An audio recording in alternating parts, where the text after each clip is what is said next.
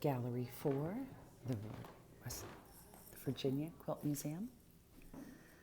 These are star quilts, part of Bindings from the Valley.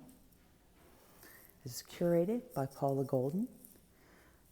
Paula relishes sharing the history and techniques and art of quilting with students of all ages. Her 40-year passion for every aspect of quilting encourages students to explore their own creativity in a positive, nurturing environment. Paula has developed a well-stocked toolbox of tricks and techniques to solve most design concerns. She teaches nationally and internationally and has had patterns and quilts in a variety of publications and quilts in private and public collections. Feathered stars. Feathered stars are the grand dames of the star quilt category. From drafting to piecing and finally quilting, the skill set required for a feathered star to come into existence is daunting for all but the most experienced quilt maker. What sets a feathered star apart from other quilts is the pieced border of triangles that outline one of the 8 points of the star. There are 2 types of feathers, open and closed, which give stars very different appearances. In open style, there's a high contrast between the feathers, the triangles, feathers on the outside edge, and the background fabric. These stars sparkle. The closed or smooth edges have little contrast between the triangles on the outer edge and the background of the triangle, or the background of the larger star itself. These stars have a more structured appearance. A princess feather quilt design of equal difficulty in executing both to the drafting of the design and intricate applique required. There are 3 ways to draft a feathered star block, each giving a slightly different appearing star. Using the base star as a Lemoyne star, the legs of the star are diamonds. I'll stay on this so that you can see the designs. And the same feather triangles are used throughout the block. A feathered star based on the Lemoyne star will have equidistant points tipped with diamonds, and the number of triangle feathers on each side of the star points will be equal. A piece star with points that are not equidistant is based on a grid star. The legs of these stars are triangles with 2 short sides that are equal and 1 longer side. Most often the feathers are of 2 different sizes in order to fit the different side lengths. These are sawtooth stars and the veritable star based on a 9-patch grid. We will see both of these. Nettie's Quilt, Feathered Star. Circa 1895. Quilt maker is Nettie Miller Sowers. This variation of the feathered star pattern consists of 16 hand piece blocks. It is hand quilted at 10 to 12 stitches per inch and an outline of the piecing. The quilt includes a range of fabrics dating from 1875 to 1895. The backing is a black and white check. You can see it in the binding. Turn to the front for a 1/4 inch binding. When she was 81 years old, Nettie was featured in a newspaper article about the hook rug she made, and the many in the area attribute the quilt to her. Research by the owner has found that some family members believe that Nettie's mother, Sarah, made the quilt. All agree that this is a family's quilt. Research continues to determine the maker. Collection of Karen Biegler Alexander.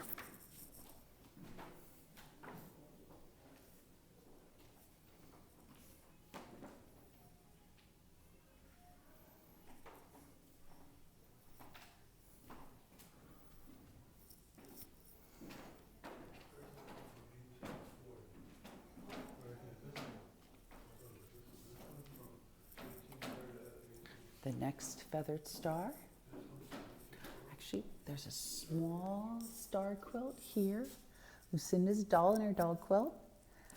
Lucinda was 5 years old when she made this little dog quilt, the smallest quilt in the museum's collection. Hand stitched, it considers of 5 tiny eight-piece star blocks, each 1 3/8 square. Gift of Sylvia Moore. It is delightful.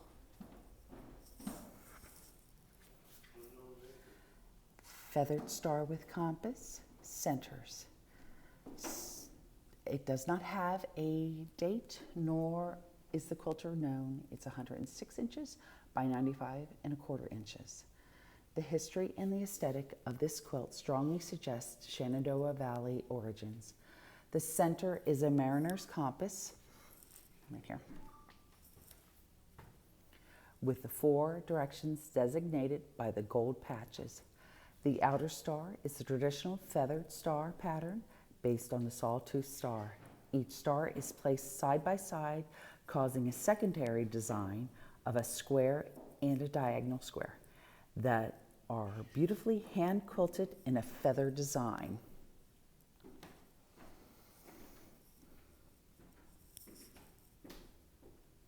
The border on one side comprises of half mariner's compass nestled between 2 feathered squares placed diagonally,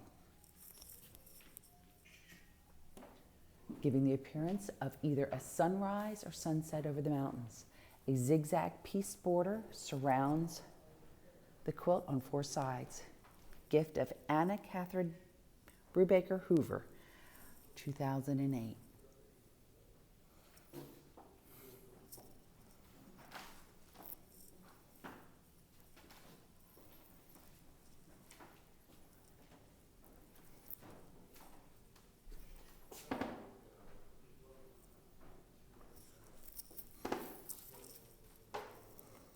The next piece is a princess feather.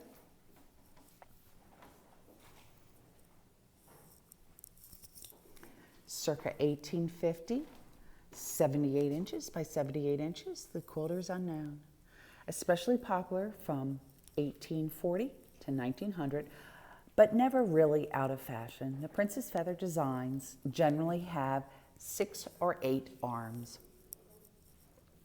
The edges of the plumes can be softly scalloped or sharply serrated. Often considered the applique version of the pieced feather star, the plume/feather design was popular in home decor, wallpaper, and fabrics, woven coverlets, and stitched whitework, as well as flowers in the garden. The common name prince's feather or Prince of Wales feather is used in some parts of the world. For amaryllis, I'm not even going to try, sorry people. Feathers also adorn women's clothing and hats. Some think this design resembles plumes royalty once wore in their hats, i.e. the name of the princess feather.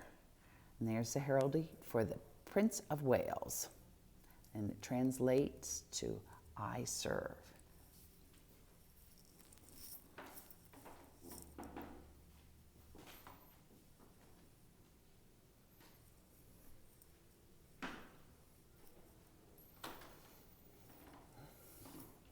The feather pattern is repeated in the quilting.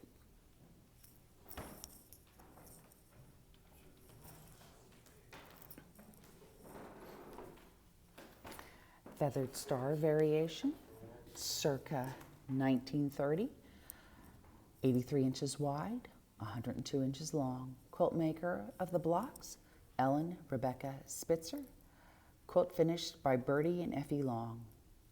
The 20 15 by 15 blocks in multicolored scrap fabrics made in the 1870s.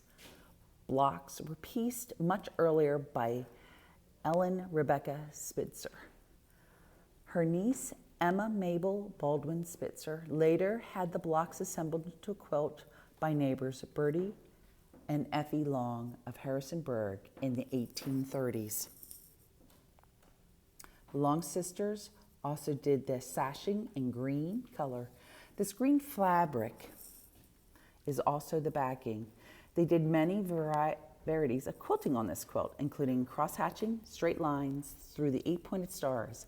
An E is inked on the quilt for Ellen Emma Mabel Spitzer's daughter. Mary Rebecca Spitzer donated the quilts to the Virginia Quilt Museum in 1997.